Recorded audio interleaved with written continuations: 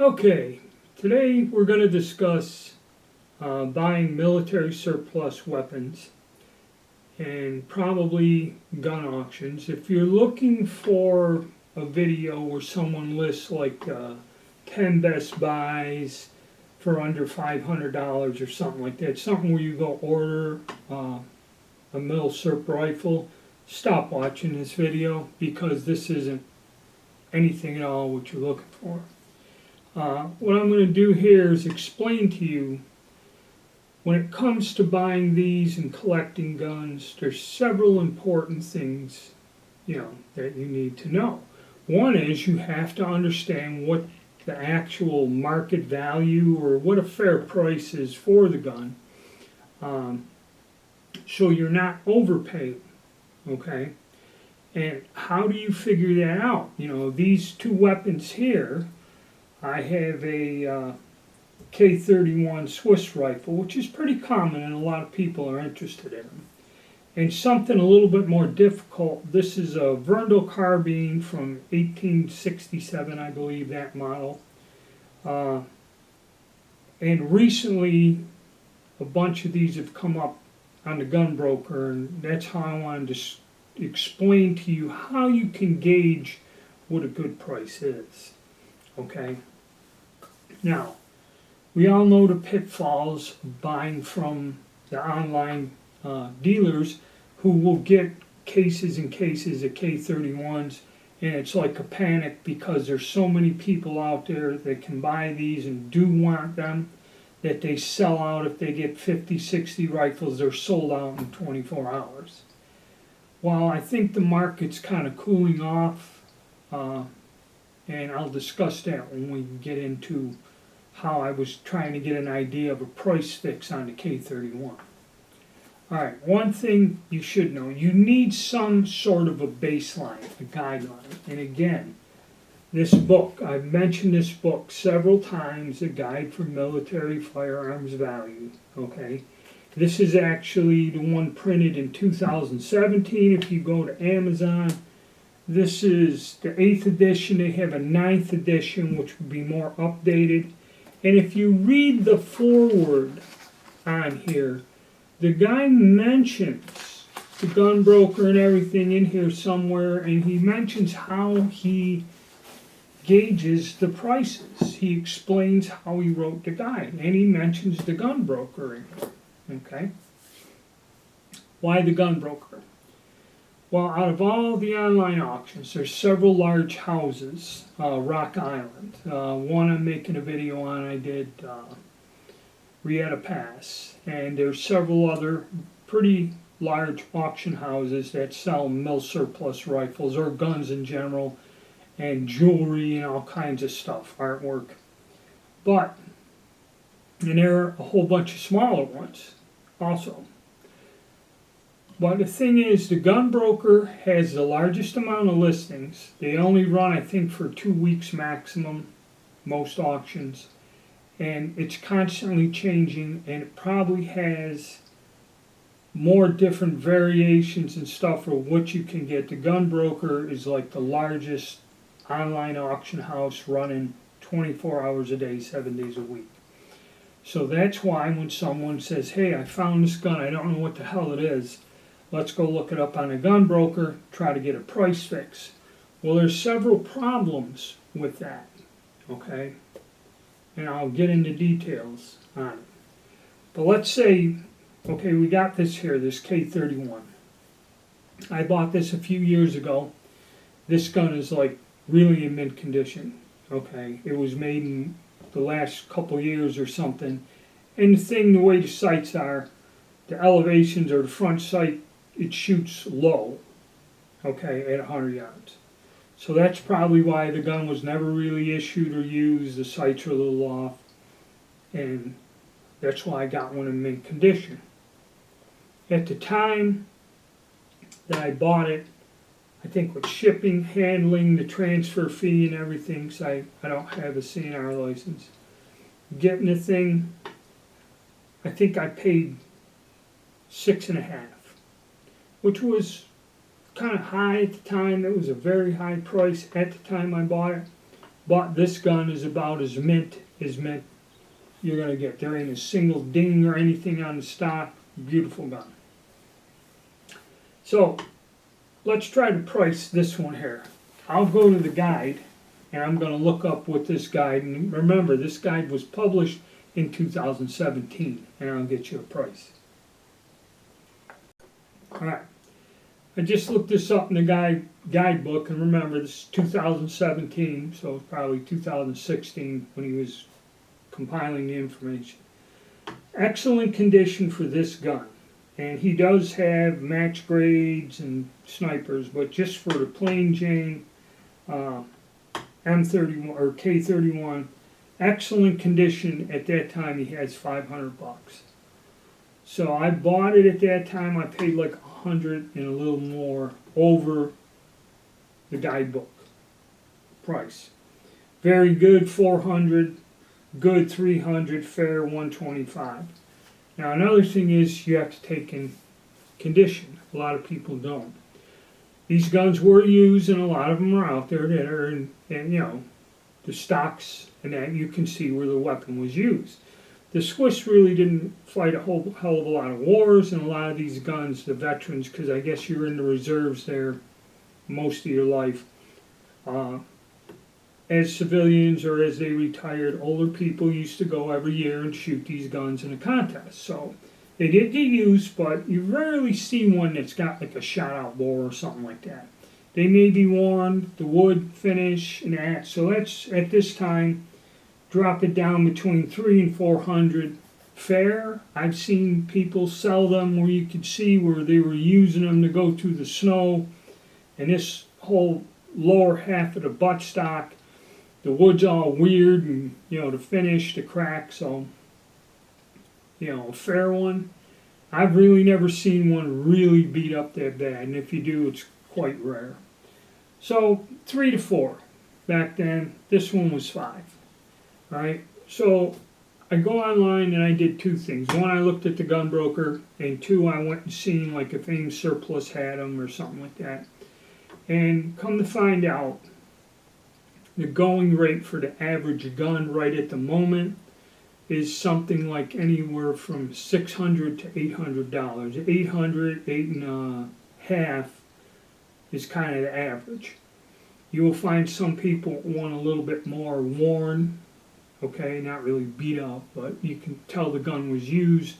That may drop it down into the $600-700 range that you can find on the gun broker. I think AIM had them at about high 6, almost 7. Okay, I know there were some other websites that had them, and then again, you know, people do complain that they buy from these certain websites and the condition of the weapon when it shows up is not what it was. I think there was a company selling these used without the magazine for like about $700 at one time. Okay, then you had to buy a repro mag, which was $40 or $60 or something to complete the gun. So again, it wasn't that low. They didn't quite sell out as fast as I thought when I was watching, just to keep an eye on them. But I've derived from what I've seen on the gun broker and what I've seen out there, about $850 on average. Now you can go on the gun broker and see somebody with a nice gun like this that wants $1,800 or something like that, and some of these things are priced at $2,000. And I'm not talking about the ones with the special target sights or nothing. I'm talking just a plain rifle. There are some that are either sniper versions or the rare versions and all this other stuff, and they do carry a premium.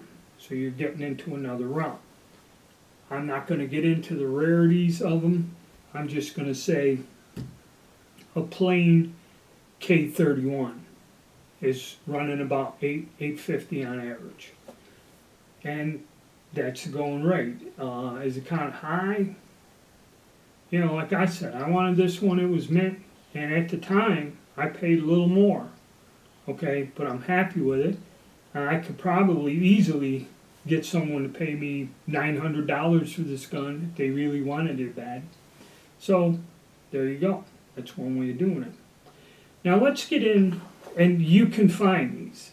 So you see mill surplus that you can actually go out and find and buy, and get one. Okay, that's why I brought this as an example. Now we're going to get into mill surplus that you can't buy, and actually is kind of rare. It is not as popular a collectible, okay? So even though the value of this is up there, it's getting someone to buy it, and I'm going to explain that to you, okay? So let me get this model up, and I'll give you that current pricing at the time. Okay, this is a Verndl model 1867 carbine. Now there are variations to this, and I'm looking at this rear sight. I may have a little bit rare variation, but the story on these are, these guns did not come up too often. I actually bought this as part of a grouping, and I did get an 1873 carbine also with it, okay? For some odd reason, these are pretty difficult to find, the 1873s. And most of the Verndl carbine, the 1867s, are hard to find. The 1873s are more common, and you find them. I bought a nice 1873 10 years ago, and I think I paid seven and a half, almost $8 for it, and it's nice. Okay. What they list them for, this carbine, in excellent condition, is $750, very good $600. So this one falls in between there. The 1873 carbines, $550, more common gun. So this one was harder to find, and also, because when I did a video on it, a lot of people were saying, gee, I wish I could get one, I couldn't get one. Now that's the price guide list, okay? And like I said, you can go on the gun broker and search every day for 2-3 years and never seen one of these come up. Then all of a sudden, lo and behold, this company I've done business with gets one of these. Now looking at this one has a patina. The wood's in nice shape other than for one defect here, and it's not beat up too bad. There's no corrosion or nothing, just more or less. This has a very light patina, very light rust. I should go and probably oil this down, disassemble it, and oil the piss out of it for protecting the surface. But no pits, nothing's bashed, marred, or damaged. The action's good, and the bore is good. It's clean, smooth, well-defined rifling, excellent bore. This is critical in the value, okay, because a few of these had a dark bore with some light pitting and blah, blah, blah, and the difference, even if the gun looks identical, if the bore is dark and has pitting, that will drop the value of this gun. Okay, this is something nobody takes in consideration, condition. So, one of these comes up, and this company puts it up there for $1,900 and some change, 25 or something. And I'm saying, okay, let's see. You don't see these come up for auction at any price, and it's kind of rare. And I know there's guys out there that collect them, but I didn't really believe, $2,000. So I waited and was seeing what happened. And this is how you use the gun broker. So they run it for a month or so, and then all of a sudden they relist it and drop it, and it's $1,250 or something. Which, if it was a pristine example, it had like a mint bore, never fired or something, museum quality, I'd say that's okay. Alright. But if it had a dark bore or something, you're more down there, even though it's hard to find, you're more down into the $800 range as like the full retail price. So lo and behold, somebody puts this gun up there with a $1,900 and some odd start bid, and next thing you know, you start seeing these things pop up. Why? because somebody goes on the gun broker and says, hey, I got one of these old guns, been laying in the corner for the past 40 years, what do I know, $1,900, hell, I only paid $50 for it. So then next thing you know, you see one place, probably, and they were gun shops with the guns in there on commission. Okay, somebody probably was watching, using a gun broker to get a price. And so now you start seeing them pop up. Some people will put them up there in the $1,200 range, like the one place. I seen one there, but that was one that's been around and the condition wasn't that good. But two of them did come up and start off with like the 0 and go up bids. They weren't in as nice condition as this, and plus the photographs and the description, the bores were dark or the bores had some pitting. And so they were actually somewhat a legit auction. Then another thing, I've been fooling around on a gun broker long enough, I know who's bidding. Okay, I know the usernames. And I know if one person's thrown a bid on there, I know what he's going to resell it for. So when this thing started going, one of them, and I think it had a pitted bore, it got up to about $550, really wasn't in that good a condition. And it sold for about $5 on Gunbroker. And then there was a second one come again, some other gun shop. That second one come up, and I figured the rarity and the people out there that, you know, they buy it. But then again, are they buying it because they're a collector like me, you know, and want the gun for my collection and enjoy it, study it, and all this other stuff? Or are they buying it and then, you know, going to resell it or something like that? See, a person like that ain't going to pony up the money. That's why when I go to sell, these people always stone you, break your balls, give you a hard time. They're not buying the gun because they're collectors. They're buying the gun because they're looking to resell it. Okay? Or they don't believe that the price I'm asking is worth it. Okay, so about $800 for one of these carbines is about the going rate, realistically. Okay? But then the two of them, one sold for $5, and the other one got up there to about $700 or so, or $6 or $7, which means to tell me that the individual buying it was looking to double his money. When it got up to about $600, he's going to try to sell this for $1,200. Okay? I know that. Now, that's how you got to kind of get an idea of the price. Something like this, if you went to an auction, and, you know, like I said, another thing, does it have a clean bore? This one does. The other ones did not. They were dark and had some pitting in there, which means they were fired with ammunition with fulminated mercury, which there's no way to scrub that out. It does ruin the barrels. That's just the way the old ammunition was. Okay? So, if we go to our little comparison guide, knocking it down to good, yeah.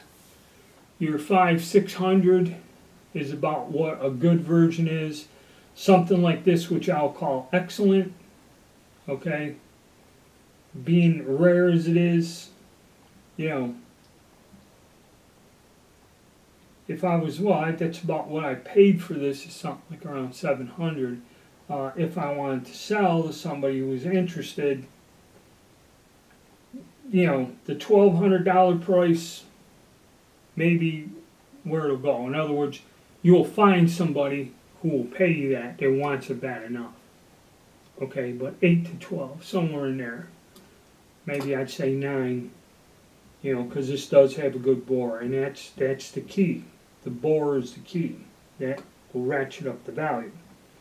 So that's how you can use the gun broker to get an idea and also a feel. You know, like I said, if I wanted to sell this gun, probably it wouldn't take very long, depending on what venue. I put it in an auction or a local thing, or took it to a gun show. Chances are I'd probably be able to sell this gun fairly easily. This particular piece here, unless it was a person that was a collector, watches my channel, I mentioned something about, hey, you know, I was thinking of selling it or something, then they would probably approach me try to, run down the price or whatever just to make a fast sale. But then again, say you got something that is rare. Say you got something that, the full retail is $1,200. Selling this older rare gun with the demand being very targeted, a very small group of people, even if it is rare, even if it is hard to find, and even if they don't really come up for sale, like I said, to see 3 of these things come up on the gun broker, or 4 actually, in a short period of time where you can search for years and never find one of these examples, is odd. And what it is everybody focuses on the gun broker. But be warned. I've seen some shady stuff on the gun broker. That's what people complain about. Is I seen a Mosin Nagant M44, 1944 carbine with the folding bayonet, about a $400 gun. I seen this gun get run up on somebody's auction site for $1,500. And there's no way in hell that even the rarest of the M44 carbines is worth $1,500. It's a fairly common gun, okay? There really ain't much special about it other than having a neat little gun to put in your collection. And that's why enough people want them. They're not being imported anymore. That's why you can get $400 for them. Somebody wants one bad enough. Is it worth $1,500? No. And if you're using the gun broker as a guide and some guy goes, well, hell, he sold that one, and it does say sold and it has a username and everything, for $1,500. So how I kind of prove that out is another one come up. And the person that won that auction lot for $1,500 bid on this M44 carbine. So I ran it up. I was taking a risk. I ran it up to where I put a $500 bid on it, and of course got the next increment. Well, then I stopped bidding. And then all of a sudden, whatever this individual put there, $500, he's the one that actually won the auction. Is it real? Is it fake? You're asking yourself, well, why would somebody do that? Why would somebody run like a false auction? Well, if you're using the gun broker as a guide, and people see this, $1,500 for an M44, $2,000 for a Japanese Type 99, you see a lot of these weird anomalies on the gun broker. And, it's not an asking price with no bids. It is an auction that got bid up to it and has a winner, okay? You'll usually see that people who win this have a very low feedback number on their username, or 0 or non-rated, okay? That's an indication you should watch out. This ain't quite real. And I think the reason they do it is if you see people are paying $1,500, $2,000 for fairly common guns, which may be on a good day in really excellent condition, and you want one bad enough that you might pay $400 for, okay, to go for $2,000, and then you get people, wow, I seen a gun like this sell for $2,000. I want at least $1,500 for it. Is it kind of worth it? Not really. Okay. And there's somebody with a nice gun like this, ammo and clips and all this other stuff. They want close to $2,000 for the whole package. Okay. Which is unrealistic. So I hope I know it's a long video, but I hope you see and start to learn how to use different things, reference books, how to use the gun broker to kind of gauge what a realistic price is on some of these things which are a little odd and unusual. Again, condition really influences the value of the weapon, okay? And if using the gun broker or any other auction site, always use caution, kind of know and get the feel and sense on when something is fake or something, is actually real. Like I said, those 2 auctions that showed that this gun didn't even hit the $700 mark in the conditions that they were in for something that's pretty rare and unusual, goes to show you 2 things. The values are somewhat off, and also the demand. Even though the gun is rare, even though the gun is hard to find, the demand isn't there. So you can have the rarest, nicest thing in the world in like total mint condition, but if it's a gun that nobody knows what it is or so rare that only a few people even recognize it,